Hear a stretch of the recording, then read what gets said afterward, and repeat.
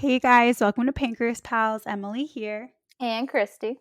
And thanks for letting us get through a few weeks there without dropping a recording. We're still here. We're just a couple of busy bees. Um this week's episode is going to be something that we haven't really talked about, and it's really difficult to look back at our 9 seasons, I think it's been 8 or 9, I don't even know, and find a new topic. So if we've covered this before, let me know because honestly, news to me at this point. But we want to talk about what it's like having a roommate, whether that's being, you know, your partner or a friend or a college roommate, whatever, when you're the one that has type 1 diabetes. Um, I mean, we're not talking about there's no hard and fast rule to any of this. Christy and I were just thinking about sharing our experiences with it and funny scenarios. If you have, I feel like there's got to be a lot of hot button opinions on this, different things like whether or not you silence your alarms, whether if you have a continuous glucose monitor, what have you. But just to start things off, Christy, can you share, because you were diagnosed, head back to season 1, episode 1 of Pancreas Pals to hear Christy's diagnosis story. You were diagnosed right before you went off to college. So how was it disclosing your diabetes to your roommate, and what did you say, if you recall? I definitely do remember because I did not say a thing. I think it was so recent after my diagnosis. I did not want to say a thing before we got there, which I pretty much immediately regretted because upon move in, I just want to say up front, my college roommate, my freshman year roommate, Hannah, was a doll. Loved her. Great experience.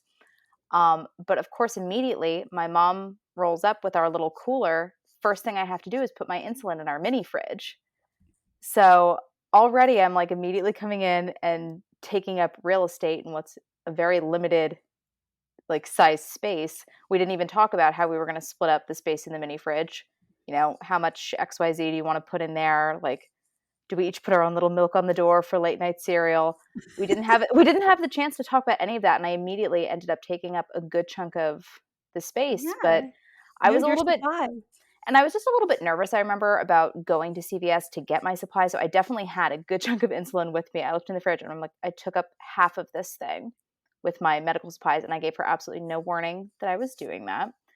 So the first time, and it was probably the first day, I remember trying to make it sound so casual. I was leaving out huge important details like the insulin in the fridge or my emergency snacks. I just said oh, I have all of this juice, have as much as you want. I should have said if there's one juice box left, don't take it. I can't remember an incident where that was really a problem, but I was just so desperate to make this sound casual and normal. Obviously, you're making new friends, you want to make a good impression on your roommate. I just didn't want to freak her out by whipping out my glucagon pen first thing and being like, oh, just so you know, if I'm ever not responding in the morning, you just jab this in my thigh real quick. I'll show you later, girl. I Can we didn't want to. sidebar real quick? How lucky are these youths that they get the Baqsimi as their explanation? If if they're lucky enough to afford, acquire, what have you, Baqsimi is a nasal glucagon, which is basically a nose spray. And I that have is that something now. same, but I have it still, now. imagine being 18 and or just, telling someone that you're a type 1 diabetic and sharing how to basically help resuscitate you, or bring up your blood sugar if you're in a coma, or not a coma, if you're having a seizure or in crisis. That glucagon syringe of days gone by, aka 3 years ago, was so intimidating that I did not have faith. To this day, I do not have faith that some people would use it. You know what I mean? It's also Even not a preloaded thing the way that your insulin pen is. You've exactly. got to swirl the mixture, draw back a certain amount. So, someone in an emergency situation, and again, I just did not want to make myself sound like a liability off the bat when this is my potential first friend. That was all that was ringing Aw. in my head, was just how do I make myself just come off as normal as possible? And of course, I think in doing that, I left out things that would have been relevant, helpful, and if anything else, just put into context some behavior. And I just didn't want it to sound like I just didn't want it to be a big deal. So I was Oh, yeah. downplaying everything. I definitely did not show her that glucagon pen. Mom, if you're listening, I'm so sorry. I don't think I ever really brought Hannah through any emergency beyond, those three little numbers, 911, dial those. Something that her parents hopefully taught her. I don't think I let her in on any of the emergency stuff. Well, my question for you then is, which, that's I'm the past is the past, and you were also 18. I would definitely go about it differently now. Yeah, but my question for you is kind of like, what other things did you disclose, or did you have a conversation about turning the lights on after a certain hour if you were having a low blood sugar? Is that even a conversation you needed to have? Like, did your meter have a backlight? I remember my vintage, I was diagnosed 8 years ago. People listening who were diagnosed way before that are probably going to skewer But me, tech and but that's deserved. technology has come a long way in those 8 years. It truly has, and whatever was approved by insurance at the time did not have a backlight, so anytime I needed to check my blood sugar, I needed a light. I'd either have to use my phone, like, light, flashlight, or would try and sneak out and go into the bathroom, or, sometimes I just have to say, "F it, I'm gonna just turn on the light because I'm really freaking low." What were those conversations like? My meter did have a backlight. Honestly, I dealt with that so as an as we go basis. I remember one time, and again, when I think about how, for lack of a better word, stupid I was freshman year and just lackadaisical, did not want this to like hinder my socialization process at all. I remember there was a time where I was low overnight, and Emily, I am not kidding, I had no juice in the room. What I did have was a banana. So it was like, I had not the, yeah, I stole it out of the dining hall. Who were we kidding? We all steal from the dining hall. Oh my god. I don't know If what I think they're gonna do if BU Dining hears this. I'm like, oh, I didn't steal it. No, I definitely stole it. I stole cereal for years as well. Um, it was like 3 a.m. I was having a low. Idiot freshman year Christie had no juice on hand. So I was like quietly getting up and like peeling the banana and eating it. And I do remember Hannah kind of rolling over and being like, "What's going on?" And I said, "I'm having a I low need blood sugar." And she must have like Googled after I said I have type 1 diabetes. She must have looked it up on her own. She said, "Okay." And was chill and just like rolled back over.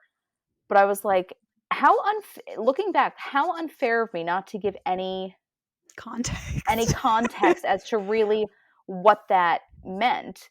But, I disagree. I don't think it's unfair. I mean, I think we each, as individuals, keeping ourselves alive, whether you have a chronic condition or not, we're just doing the best we can. And Christy, if you want a midnight banana, you have your midnight banana. Like, it's easier for me to say this because obviously I'm like almost 8 years removed from college at this point. Probably I'm not good at math. LOL. Christy and I were in the College of Optional Math, known as College of Communications, COM, at BU. Shout out to pretty much all the professors that made our lives hell, but also that bonded us, trauma bond, and we love each other now. Always have. But I just look back. I had, since I was diagnosed in between my sophomore and junior year of college, like properly diagnosed with type 1, I had already like I was living with my one of my college best friends, Jen Bourne. Shout out to Jen. You rock, don't ever change. And so I was so lucky to have someone that not only like chose to live with me before, like was there with me throughout my entire diagnosis process, pretty much. And was a support system. And she, if anything was super serious, she'd be like, okay, like, what do you need me to do? But she also gave me enough space, like she knew when to just let me be, and um, never tried to. She knew I had it. She knew I had it under control. To looking back, did I have it under control? No. Does anyone have it under control? Probably no. But also, LOL, initial diagnosis, literally like Carrie running around with blood on my hands, like, what is diabetes? Help. Um, but yeah, I mean, I just feel so lucky. I know that I ended up getting, I mean, I studied abroad also like 6 months after my diagnosis. And so had another roommate who was not Jen, who I did not know, who was Honestly, I'm not gonna say anything negative. She is living her truth, and she was very nice. She did make a really weird comment about my diabetes that was, like, a really big turn off to me. I can't remember now what it was. I know my parents remember because I cried about it because I was so recently diagnosed that I just she said something insensitive, probably knowing not knowing that it was insensitive. I feel like a lot of mean things come from a place of ignorance, so it's, not that, but I think she said something like, like, "That's such a burden, like, that you have this," like, saying, like, it was, like, a burden on her that I had diabetes, and I was like, "What?" Also, I'm making all these really weird noises, and I keep forgetting people can't I'm see I'm me. only reacting with my face. It's horrified for those that are interested. Doesn't play well on a podcast, but LOL. I mean, that's not a cool I thing to love it. say. No, the thing is she was really she just didn't understand. Do you know what I mean? Like, I hold no ill will, harbor no like, we ended up becoming friendly, like, it is what it is. We were only roommates for, like, 5 months, 4 months, like, at the time, it felt like a lifetime, but looking back, it was such a blip, and I'm almost 29, like, for me to say that it was a blip and I haven't even been alive for 30 years, it really was a blip. And maybe that's where I was kind of coming from freshman year. I mean, Hannah and I got along great and definitely, we're in touch throughout the rest of college. We did not room together after that. We keep in touch on social media and stuff. But I think I was approaching my freshman year of college. Like, it probably took a couple weeks for us to kind of acknowledge, like, we actually got along great as roommates, but we're probably not going to be like lifelong tight friends. So I think I might have done a little bit of like a cost analysis of like how much do I want to disclose and let this person in on something that at the time Right, felt so private to me still because it was so new. Like, how much do I want to disclose and make myself uncomfortable with this conversation for the sake of something that at the end of the day is less than a full calendar year because it was just the length of the academic year.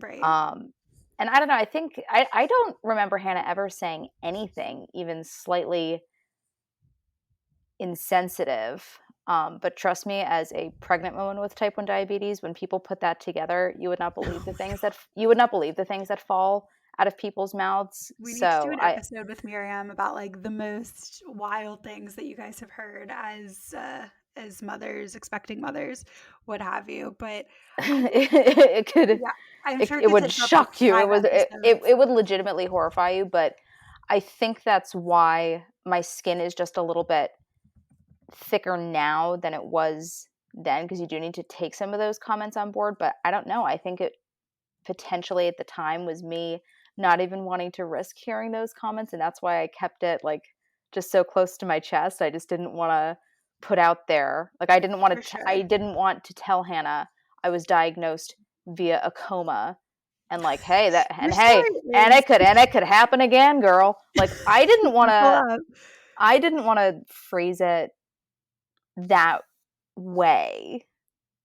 I mean, listen, I think that we have to keep in mind that as we're dealing with this, the people around us are dealing with it in their own way. And as we're being introduced to these things, they are also being introduced to these things. And at the end of the day, this isn't their illness to take on. So the amount of involvement, or the amount of research or thinking that each person's going to do is so different than what we would do because we're the ones keeping ourselves alive. So I think that, and this is something I want to get into in a minute, having a roommate versus moving in with your partner. Um, it's such a different thing, such a 180. But I do want to say a few more things that might be constructive or helpful for those listening that are living with a roommate or maybe are going to college or grad school or what have you and are anticipating having this conversation, because anytime you disclose that you have anything that makes you any different than anyone else, there's definitely some apprehension, at least for me, that is associated with that. So some tips, and again, I am not a licensed mental health professional. I am not the picture of having an amazing life with diabetes. I'm just me, and this is just from some life lessons learned. I would say have conversations that you feel the most confident in, like topics that you feel okay to discuss, ready to go when you're first, start off with something that you're comfortable with when you're first meeting someone you're going to be living with.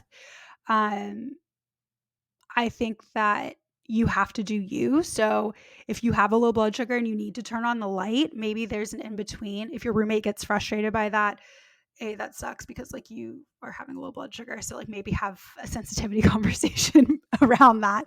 But maybe there's an in between where you have like a little side lamp that you can turn on and not turn on like an actual big overhead light, or there's something that you can meet in the middle.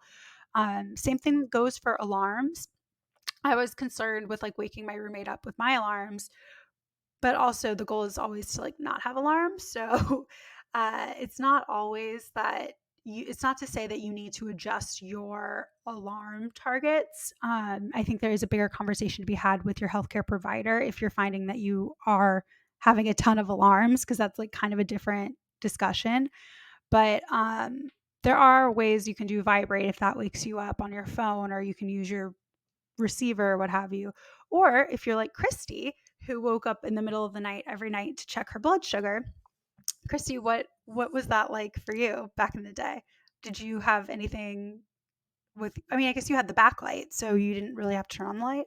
You're right, but you know what? I did used to set I'm telling pregnancy brain has attacked the rest of my normal functioning brain as well. I just block out things. I just like have let go of the negative memories just from my pre-pregnancy life. I just like choose not to recall these details. I did used to set an alarm, if not multiple alarms, on my phone overnight to check and make sure death was not approaching. Um, Freshman year,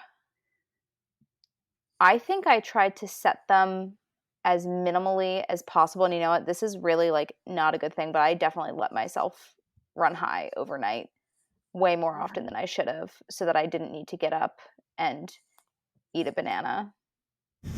There's like a lot of steps on the in between that's letting yourself run high and Right. eating the only source of glucose in your room.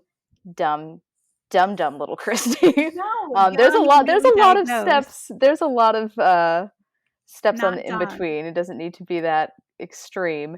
I'm sure I had like a glucose shot, but was resentful of the taste and stuff. Um, it was easier when I moved into an apartment with multiple friends my junior year of college because obviously, like, I got my own mini fridge. That was fab. Setting an alarm was no longer a big deal because I had my own room. Freshman year, I would say I did set alarms, but I definitely set them only if I was trending like really badly that day and I felt like I needed to, which without a CGM, probably I did need to every night and just didn't. So I handled that with ignorance and that's pretty much it. I know, looking back, I'm like, I I don't mean, know how I don't know how I got away with that. Like I would put one juice box in my little over the shoulder bag and like head out for the town. And now, I mean, obviously I'm like carrying a child, so I'm a little bit more paranoid, just a tad more, but I don't go anywhere without emergency glucose tabs, emergency glucose shot, and a juice and my emergency nose spray. Like how did I ever go out with just like a single juice box? And I was like, "Oh yeah, yeah, that'll did you cover me." you used to not bring glucagon with you, right? No, I was a clown. I I remember having no this one bought conversation with no one you. bought tickets to the circus, but I was Oh my god, clowning. stop. No, I just remember having this conversation, you were looking at me like, "Why was I so concerned?" Like, you were like, "No, just bring a juice box." And I was like, "But where's your glucagon, Christy?" And you were like, "I don't have it." I was like, "What?" But again, there's nothing wrong with that. I mean, from a safety perspective, obviously, I would always prefer our listeners to, if they have access to it, Or at least bring at it. least the straight glucose. Like the fact that I did not have a true low emergency my freshman year is a miracle beyond miracles, but I am so prepared these days for every possible scenario. I walk around, I have at least like 3 rolls of glucose tabs and glucose, like liquid glucose, always, even in my nightstand. Now, a word from one of our sponsors. Hey, Christy, have you heard of US Med Supply? I think I've seen a commercial for it. It's a medical supply company, right? Yeah, but apparently they're the number one distributor for Freestyle Libre systems nationwide, the number one specialty distributor for Omnipod Dash, and the number one fastest growing tandem distributor nationwide. Plus, they're rated as the number one distributor in Dexcom customer satisfaction surveys. Ooh, sounds like something I need to check out. Do they partner with most insurance companies? Yep, and they'll even help us get set up and work with our insurance companies so we don't have to spend hours on the phone. The actual dream.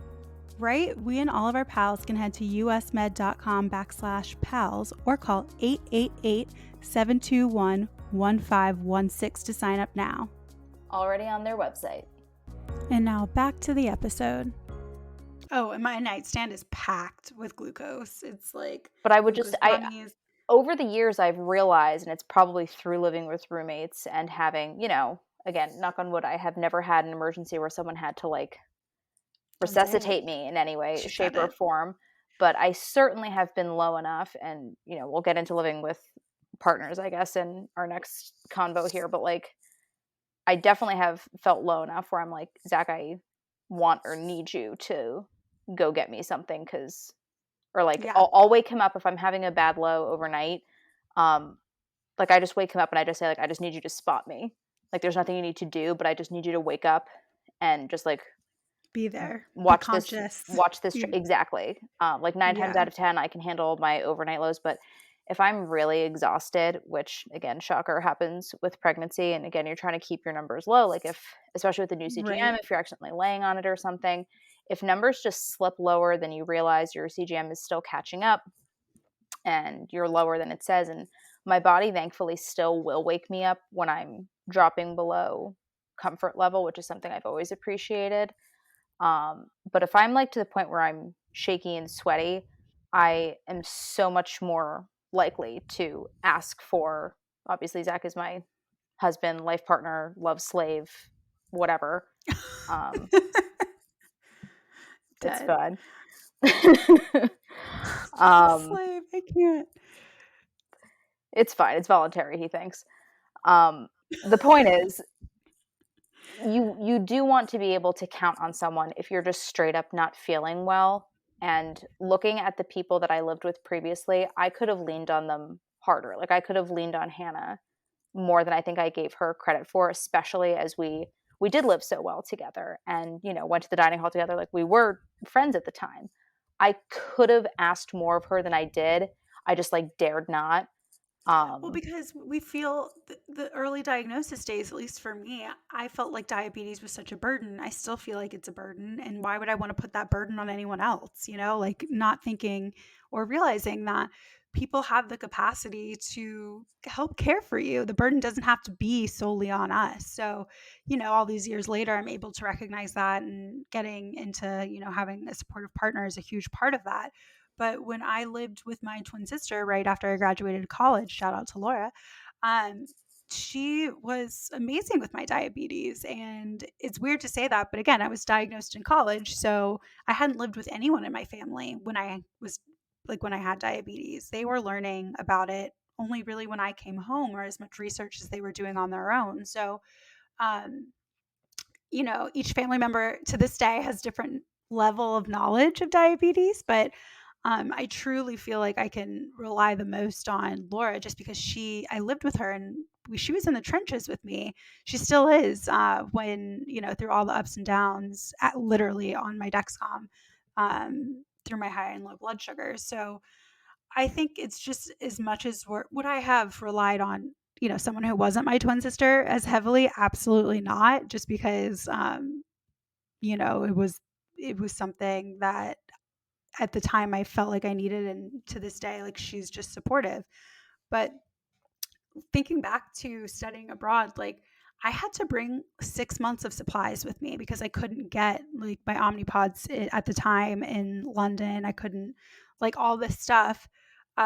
So I came with a lot of physical baggage, and I think that also made me feel like I came a lot with emotional baggage. Came with a lot of emotional baggage. So having roommates, that aren't, your best friend or sister, or family member, I think it can be difficult to open up to them and feel like we're not being a burden simply by existing in their space, because we have so many of these different alarms going off or needs that they won't have. Their biggest concern is going to be stocking up the fridge with, what did we used to drink back in the day? Smirnoff Ice and like things like that, you know? So I think that obviously our priorities change as we get older and as we have these chronic illnesses for longer, but and the people in our lives are more or less committed based on what season we are in our lives. But I do think that, touching on, let's start talking about having a partner and how much that's different. Because I moved in with Matt a year ago from this month. So, and you have been living with your husband for longer than that. So, Yeah, no, I mean, having a supportive romantic prisoner is definitely I feel like we need a trigger warning for all of Christie's jokes tonight. Like, I mean, I'm here for it, but also like, here's a trigger warning for all of Christie's jokes. Please continue. sorry, having a romantic partner, sorry, not prisoner. Um, I'm dead. Someone who just understands responding to the situation appropriately. Again, if I'm waking Zach up overnight, he knows I'm not feeling good because I can reach over most nights, have a sip of juice, because it's my job now to boost from 60 to 65 and then get through the rest of the night that way. He knows 9 times out of 10, Mama's got it. If I'm waking him up, I don't feel good. So having someone who knows when to snap to attention versus if we're just sitting on the couch and, he has only just started my left foot rub and I'm interrupting it to ask him to go get me some juice, probably a little bit less pressure. But it's appropriate to just say, okay, like we've got this in the fridge, we've got this over here. Like it's less of an urgency. And I do appreciate having options between, my refrigerated Yoo-hoo versus like Welch's fruit snacks. There's less of a rush to it than waking someone up overnight. And I think as you live with someone, Zach and I have lived together since May of 2019. Yes, May of 2019. That nuance definitely just comes with time. I was kind of joking with Emily before the episode. I remember way, way, way back when Zach and I first started dating, the first time he slept over, yes, out of marriage. Sorry, everyone. If that was Don't not clear, apologize. we weren't married on the third date. Oh my God. Well, you don't have to share that, but continue. Oh, well, come on. I'm pretty out in the open here. It's too late. It's too late for No me. judgment. No judgment. It's too late for me. I remember hiding juice boxes in the bathroom because I didn't want to wake him up to like the sounds of me suckling on an apple juicy juice. So it's like I'm like, I can't. I like getting words. I like getting every last drop. I want to make sure like every gram of carb gets in there. So I just like I I get that juice box is dry by the time I'm done with her. I can't. I had it hidden in the bathroom closet because I was like, I do not want to wake up this boy with me on a juicy juice. Fast forward to what are my options? Do we have grape in the fridge? Is there Excuse me, apple? sir. Where is my low snack? You heard that alarm just as well as I did. You know what? This is also reminding me. I mean, Zach is on my Dexcom, but I used to have a bell that was given Oh to me as a no. gift for. Zach, I'm so sorry. This What was not happened to my my idea. bell? That did mysteriously disappear when we moved. Oh, he's going It to hear about this sounds later. Where's my no, it bell? sounds like it's for the best. It sounds like a happy marriage. It doesn't involve you literally ringing a bell for your husband to bring you something. I'm going to need that for the third trimester. I'll look You into this will. later. You will. You will need that for the third trimester. For those of you who don't know, Christy's pregnant. Moving on. And also crazy. No, not crazy. It's separate from the But pregnancy. I think, yeah, I'm moving past this because I can't unload this right now. But I think that for me, again, like Matt and I have been together. We had been together for 2.5 years. I think 2.5 years when we first moved in together, and no, 3.5. No, wait, what? We started dating in 2019, very early 2019, and we spent a lot of time at each other's apartments. Matt had a studio in the Lower East Side that was literally a tenement. So it was a studio, so we didn't have to be too worried about me waking up his roommates when my blood sugar alarms went off and stuff like that. And obviously, I lived with my twin sister at the time, Laura, who was very much used to all my alarms and things like that. But I do remember sitting on his bed after having probably one of the worst lows I've ever had. And I'd very much, this was probably about like, I want to say 6 months into us dating, um, before the pandemic hit, because we'd been dating for about a year when yeah, like exactly a year when the pandemic hit. And I think I was in like the low 30s, dropping like it's hot, double arrow down, insulin on board, just feeling like the end of times were upon me. And I remember he was so used to like me knowing exactly what I'm doing and not having to interfere, but I was so low that I like couldn't communicate as effectively as I wanted to.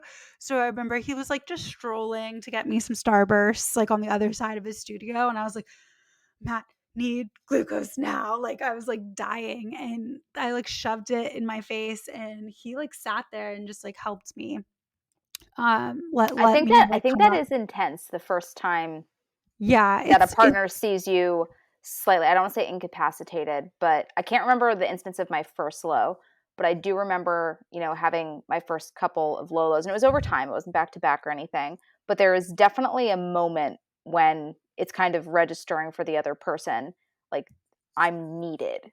This is not yeah, like them not getting up because, I for they happen to be do. in the kitchen. Like, Yeah. I'm I'm needed in this moment. They need what they need now. And I think it's definitely something that's a bonding experience. Trauma bond. But it's a huge trust piece. It is, but I also think that it's difficult because I feel like personally I walk this line in every aspect of my life when I'm sharing that I have this chronic illness of wanting to relay the seriousness of the disease without wanting people to treat me like I am a fragile piece of glass. Like Right. it's just this constant give and take because sometimes I am fragile. Sometimes I can't walk an extra half a mile because I truly might pass out. Like there are very specific and hopefully super infrequent situations where I do personally need to take a beat. And that can be said of anyone, regardless of their chronic illness, but specifically with type 1 diabetes and having dosing ourselves with this lethal but super important liquid that keeps us alive but could also kill us is just so stressful. And when you have that first instance with your partner as opposed to with your roommate, I personally felt like I could lean on Matt, and it really and I still feel that way. Like now it it's hilarious. He's always like, if you're having a low blood sugar, just say juice me and I will go get you a juice. And he loves reminding me of that. I think he thinks it's like the cutest thing, and it really is the cutest thing, and it melts my cold, cold heart. It's the power But of Stockholm syndrome, and it's amazing. uh wait, what? You lost me. Okay, I'm gonna move past that one, but, because I honestly am I the Cap D or is he the Cap D? I think of us as the captors. Okay, yeah, well, yeah, that's something to discuss with our therapists for sure, for sure. But, I mean, the other day, I'm sitting on the couch and I went from, like, 100 to, like, 40 within, like, 15 minutes, like, it was wild. And also, like, I think I just had my period, like, that was the only explanation, that and, like, not counting carbs properly. And, I turned him and I was like, "Juice me," and he literally, like, he shoots up and, like, runs to the kitchen and grabs me a juice, and then, like, he'll wait for me to come back up, or he'll be like, "Do you need another one?" What have you, and, we go about our day. And I also think that, like, when you have a partner, you're not just living with the person, right? You're traveling with them, you're making a life together. So Matt and I recently went to Spain, and this is something that I really struggled with, is communicating when I need to take a break, like take a beat, because of the time change really affected my blood sugar, and also like the food, because I am a big foodie and I literally wanted to eat everything. And I was like, I'm not going to let this stop me. And I didn't, but I didn't feel great because of all the roller coaster shugs. So we were trying to figure out how we were gonna, like, it got to the point where Matt was like, "Okay, you need to be fed and seated, but it's not the time that he wanted." Like, I wanted to eat at, like, my body wanted me to eat at, like, 7 o'clock at night, but, like, in Spain, you don't eat until 9:30 or 10. So I couldn't go that long without having something. It's been a long time since I've had to work around a time difference, and I'm thinking about that now with how, like, delicate my new routine is. That would throw me off hardcore. Yeah, Traveling within time differences would throw me off a lot because my body definitely expects even snacks now at, like, a yeah. very specific time. Yeah, I mean, I think, but all this is to say that, like, it was really a challenge for us as a couple to work on communication, like, and by, like, because we each had expectations for the trip, right? Like, we wanted, when we travel, we don't like to be super tourists. We like to, like, try and assimilate as much as we can, or acclimate to the time difference. But um we made it work and we had a great time, but there was definitely a learning curve that we didn't figure out until probably, like, the sixth day, and we were there for, like, 9 days. The first 6 days, I was getting hangry and, like, chewing Matt out all the time, um, but also trying to keep to myself that, like, I, like, I couldn't just, like, walk 2 miles, have a drink, and then wait another hour and then eat. Like, I needed a snack, which I did bring, but also I felt rude, like, having snacks while we're sitting and having a cocktail that I brought for myself because You a lot also of wanna kinda save your appetite too, like, I've definitely had those experiences too, where, like, we'll have a dinner plan where we're going out or something, and you don't wanna spoil your appetite. You're like, "Oh, like, I wanna save, like, my glucose yeah, boost for, like, the appetizer," but exactly, the fact of the matter is you can't always time it. exactly. So, and there's nothing more frustrating than overtreating a low and sitting down to eat, like, an actual meal. That, to me, I just, and again, something to talk to my therapist about, but it always makes me feel like a failure. I know that I am not a failure. I know that I'm doing the best I can. I'm sure you, listener, are also doing the best you can, but it's just like, it ruins your appetite and it just doesn't make me feel great because then I'm insulin stacking and there's just a lot of things going on. Anyways, I have rambled a lot, but all this is to say that finding a supportive partner is so key in what you're looking for in someone you want to spend time with, let alone the rest of your life. And I think those early days of getting to know him and, you know, us dating, really, it's not the same as moving in together because I literally have like a whole closet full. And in New York, that is prime real estate. Like, you have to love someone to to be, like, chill about having an entire closet just for diabetes stuff, because you only have, like, 3 closets if you're lucky. So Yeah, you um you guys pay, like, $600 a closet in New York. honestly trying to do the math, but I think it's more. It's insane. So all this is to say that, like, it's a learning experience, whether it's moving in with your partner or having a freshman roommate or a grad school roommate or moving in with a friend for the first time. Like, you living with someone is very different than just being with someone. And I think once you become more comfortable with your chronic illness, with type 1, what have you, they'll be more comfortable with it, because at the end of the day, usually people only know as much as you tell them, like, about what's going on inside of you, unless you're, like, the doctor, but doctors can't date patients. So that's a whole other story. So yeah, that's my TED talk, That I was think. effective. Any last thoughts, Christy? Just that I think whether it's moving in with a partner, as Emily said, there's going to be things that come up and are relevant when you're living together that aren't irrelevant when you're dating. But, suddenly little things that you do, like having a little snack before you go out to meet them out, and they're like, "Oh, like, I didn't realize that was something you did," or, whatever it is. Leaving Um, test strips out by accident? Ooh, that wasn't a problem with Matt, but that was a problem with a past boyfriend. He hated it. He's like, "This is disgusting." And I'm like, "I didn't mean to. It dropped on the floor." Also, like, if Like, I'm reaching for a test strip, I'm probably shaking, but yeah, neither here nor there.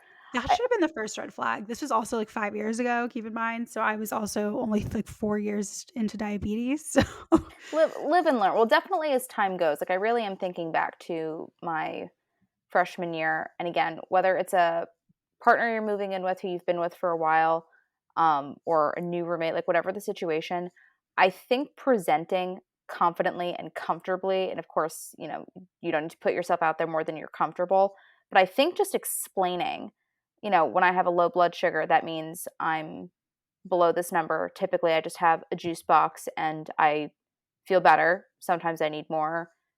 You don't need to get into the nuances of sometimes I need less. But I think just explaining like what standard protocol is, just so it's not shocking when you do that. And it's not something you feel, I think I would have felt less on display treating lows and stuff like that, whether, we were walking to class together, etc. If I had just explained what any of this was, because I felt like I was trying to hide it and like sneak the juice box. Like it would have been so much breezier to have just shared up front. And I just would recommend that people do that. Don't be like me. Don't be a closeted diabetic. oh my god, but also, for all the roommates listening, maybe whether or not you have type 1, type 2, whatever, whether or not you have any type of illness, I think the biggest takeaway is don't be a jackass. It's not that hard. Just, be as supportive as you feel mentally capable of being and be there for your loved one or the stranger that clearly, is taking care of them and you take care of you. Um, I think it's all about empathy or sympathy and just understanding as much as you can. But you can set boundaries. Like if you're like, okay, I'm worrying about this person's blood sugar all the time. This doesn't seem right. Then figure out together or on your own, like why you feel the need to do that and set a boundary. Maybe you only check in on them if they're below 50, or maybe you realize that they never asked you to check in on them and they got it and let it be. So I think I mean, again, I've only ever been the person with type 1. I've never lived with someone with type 1. So I'm sure there's like a whole support group for that as well. But yeah, thanks for listening, guys. Was that an abrupt end, Christy? I would have ended on don't be a jackass. It's not that hard. So no.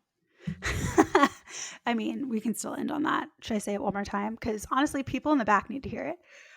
Don't be a jackass. It's not that hard.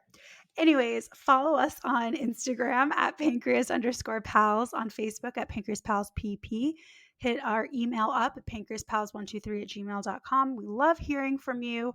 We will have more episodes. I think the season's supposed to end, but I might just keep rolling out a few more for this season because it's been a minute since we've had a regular cadence. So thanks for listening. Christy, as always, you are glowing, radiant, and I cannot wait to be Aunt M to your little kiddo soonish. Hmm. But yeah, thanks Bye, for everybody. listening. Yeah, that was the weirdest goodbye. Bye, everybody. Today's episode was brought to you by US Med Supply. Thanks for listening. Hey, Christy, have you heard of US Med Supply?